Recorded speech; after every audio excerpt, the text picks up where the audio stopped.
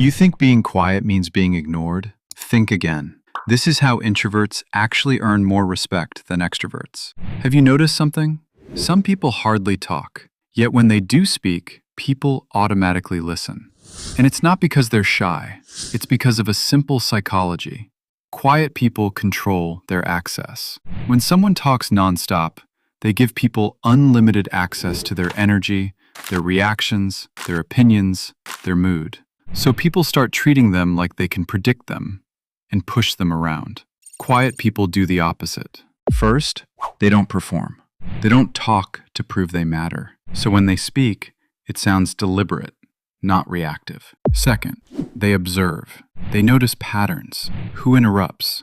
Who exaggerates? Who argues for attention?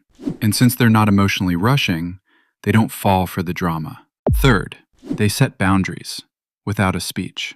Loud people say, "Don't disrespect me." Quiet people quietly stop giving access to the disrespect. That's where respect forms. Social trust. People assume if they talk less, they probably gossip less. They probably mean what they say.